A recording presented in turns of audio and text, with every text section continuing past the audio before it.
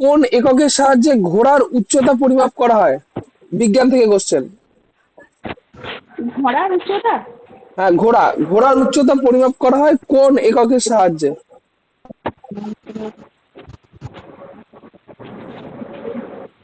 মিটারের সাহায্যে? ঘোড়া কিন্তু হর্স। হ্যাঁ, ঘোড়ার উচ্চতা। স্যার, মানুষের উচ্চতা তো স্যার আরে ম্যাডাম, ইজি করছেন, হাতের সাহায্যে হ্যান্ডস হবে উত্তর। Sorry sir. হাতের সাহায্যে তো ঘোড়া মাপবো, 5 হাত লম্বা, বা এই যেমন বলা হয়, যেমন একটা বাঘ রয়্যাল বেঙ্গল টাইগার 14 হাত লম্বা, মানে খুব ইজি কোশ্চেন ছিল, বুঝতে পারলাম। স্যার, আমি তো বলছি স্যার, মানুষের যেটা উচ্চতা মাপা হয় সেটা মিটার, সেই ওই স্কেল গুলো থাকে না, ওই রকম হ্যাঁ, হবে না তাহলে স্যার? সেরকম হবে, কিন্তু আমি তো একটা ওপেন কোশ্চেন করেছি।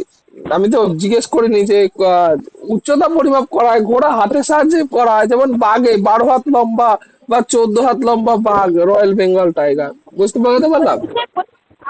স্যার, কাপড় তো এরকম ভাবে মাপা হয়, 12 হাত লম্বা, হ্যাঁ, 14 হ্যাঁ, হাত হ্যাঁ। লম্বা, কিন্তু আরে আপনার কাছে থোড়ি মিটার ফিটার দিয়ে আপনি স্কেল ফেল দিয়ে থোড়ি মাপবেন, মানে একটা চলতি কোশ্চেন এটা, ঠিক আছে। আচ্ছা, সরি স্যার। এইবার আপনি না, না, না, সরি না, মানে আমি এটা একদম একদম ইজি কোশ্চেন জিজ্ঞেস করেছিলাম যে আপনি কি বলেন, ঠিক আছে। এইবার আপনি একক দিয়ে বলেন দেখি, পৃথিবী ও সূর্যের মধ্যে গড় দূরত্ব নির্দেশ করা হয় কোন এককের মাধ্যমে? এটা বলেন। পৃথিবী ও সূর্যের মাধ্যমে গড় উচ্চতা বা গড় দূরত্ব, সরি উচ্চতা না, গড় দূরত্ব নির্দেশ করা হয় কোন এককের মাধ্যমে? পৃথিবী ও সূর্যের মধ্যে অ্যাংস্ট্রম একক। অ্যাংস্ট্রম। Good, good, good. আচ্ছা madam, E is equal to MC square, এই ফর্মুলাটা জানেন? হ্যাঁ স্যার, শুনেছি স্যার। আচ্ছা, তাহলে ই গণনার একক কি হবে বলতে পারবেন? এই সময় এমসি স্যার শুনেছি স্যার। আচ্ছা, ঠিক আছে, এমইভি হবে। আচ্ছা, এমইভি উত্তর। হ্যাঁ। মেন্ডেলিফের পর্যায় সূত্রের ভিত্তি হলো কোন মৌলের উপর ডিপেন্ড করে ম্যাডাম? মেন্ডেলিফের সূত্রের পর্যায়ের যে মৌল আছে, পর্যায়ের সংখ্যাগুলো আছে না সায়েন্সে, হ্যাঁ, হ্যাঁ, হ্যাঁ। তাহলে মেন্ডেলিফের সূত্রের পর্যায়, মানে মেন্ডেলিফের পর্যায় সূত্রের ভিত্তি কোন মৌল বা কোন মৌলের উপরে করা হয়? বিভিন্ন নাম্বার থাকে না বিভিন্ন রকম মৌলের।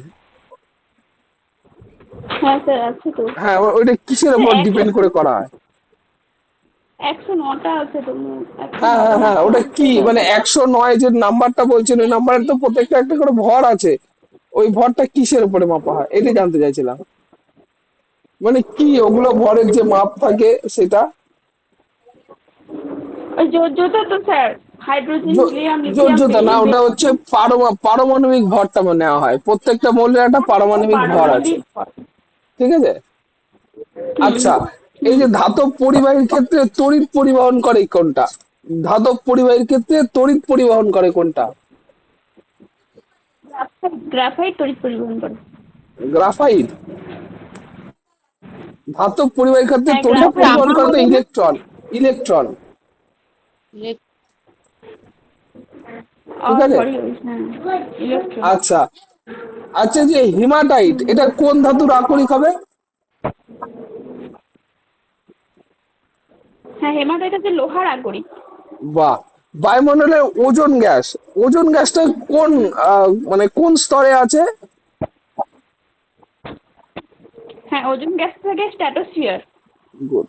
প্রচলিত ও পুনর্নবীকরণযোগ্য নয় এরকম একটা শক্তির কথা বলেন তো, যেটা প্রচলিত কিন্তু পুনর্নবীকরণযোগ্য নয়। স্যার, কয়লা থেকে তাপ শক্তি। হ্যাঁ, তাপশক্তি উৎপাদন হয়ে গেল, এটাকে প্রচলিত, অবশ্যই পুনর্নবীকরণযোগ্য নয়, অবশ্যই এটা সঠিক উত্তর হবে। আচ্ছা, এক্স রে, এক্স রে এর আবিষ্কর্তা কে ম্যাডাম? হ্যাঁ, এক্স রে আবিষ্কর্তা হচ্ছে রনডসেন। বাহ। আচ্ছা, এ CaCl2, ঠিক আছে, এই যৌগ, এই যে যৌগটা, এটা কি তড়িৎ যোজী না তড়িৎ যোজী না, একটু বলতে পারবেন? CaCl2, calcium chloride. এটা কি কাঁদনে গ্যাস? না, CaCl2 হচ্ছে এটা তড়িৎ যোজি, ঠিক আছে। হ্যাঁ, তড়িৎ। আচ্ছা ম্যাডাম রেডি হয়েছে?